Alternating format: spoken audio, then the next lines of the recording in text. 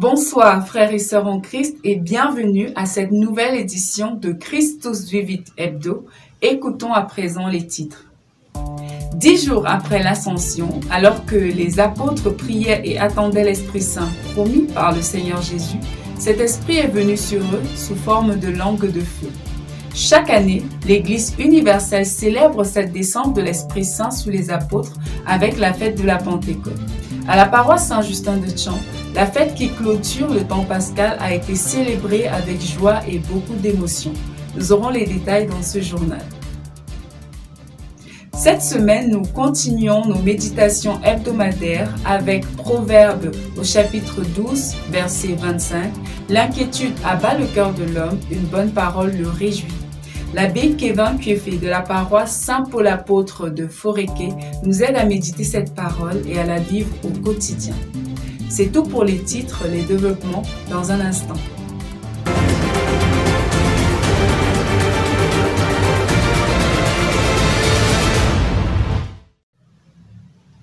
Frères et sœurs en Christ, rebonsoir. Le défenseur, le consolateur, l'Esprit Saint promis par Jésus a été célébré dans l'Église universelle dimanche dernier lors de la fête de la Pentecôte.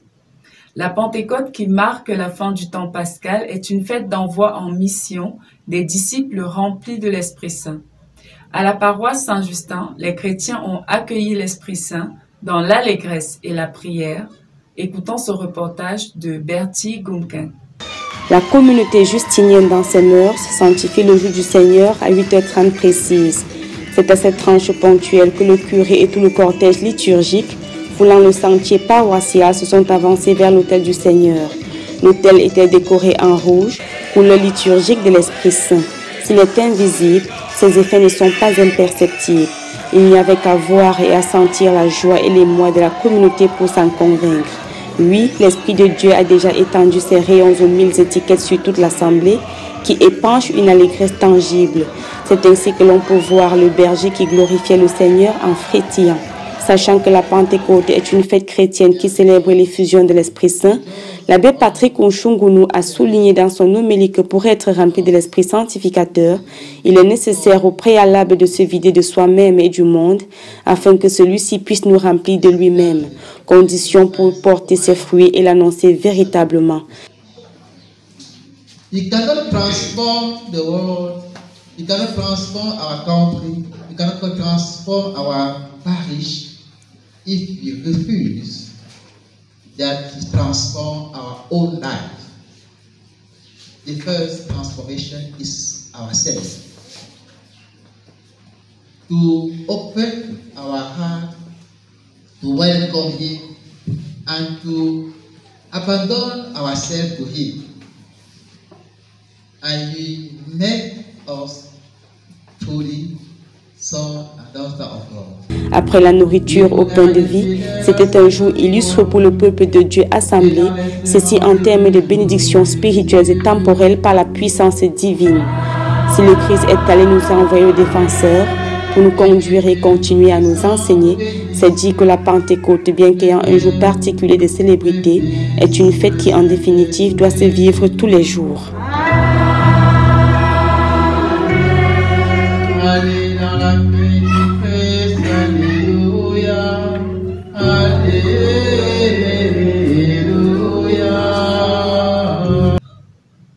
La descente de l'Esprit Saint n'a pas laissé les chrétiens de cette paroisse indifférents. Notre équipe a recueilli les témoignages de quelques chrétiens qui ont été spécialement marqués pendant cette Pentecôte. Écoutons-les au micro de Bertie Gumken. Et moi, c'est Romaric Domtier, je suis de la paroisse Saint-Justin de Tchan. Mon ressenti par rapport à la Pentecôte ce jour, c'est un événement assez spécial. Nous accueillons les dons de l'Esprit Saint ainsi que l'Esprit Saint lui-même. C'est une phase très indispensable pour un chrétien et on se dit que les choses vont changer désormais. Donc c'est une joie pour toute la communauté chrétienne et particulièrement pour la communauté justinienne dont j'en fais partie. Je suis très content. Merci. Moi c'est Ange Poka de la paroisse Saint-Justin de Tchan. Aujourd'hui, c'est la Pentecôte, c'est la joie de la descente de l'Esprit Saint. Sur non seulement les apôtres, mais sur tous les Justiniens, sur tous les chrétiens, sur tout le monde entier, parce qu'il est descendu aussi sur les païens. Et en ce jour particulièrement, je me sens touchée profondément parce que c'est pour moi un renouvellement des grâces que j'ai reçues le jour de mon baptême. Et une fois de plus, ça m'invite à faire un avec Dieu, le Père, Fils et Esprit Saint, et me laisser agir dans la mouvance de ce même esprit qui est source de toute grâce. Merci. Je m'appelle Christelle, je viens de la paroisse Saint-Justin de Tchang. Par rapport à cette fête de la Pentecôte, je me sens soulagée, j'ai ressenti la présence de l'Esprit Saint. Et en arrivant à la paroisse, j'avais un peu de soucis, mais je sens qu'il y a la paix du cœur en ce moment. Bonjour, moi c'est Djoussé Stéphane, chrétien de la paroisse Saint-Justin. Pour cette fête de Pentecôte, je ressens beaucoup de joie. Et après avoir fait la nouvelle, j'ai ressenti durant la semaine plusieurs grâces qui se sont manifestées. Et en ce jour, je ressens vraiment la présence de l'Esprit Saint. Et j'espère continuer dans cette prière et que les grâces vont continuer.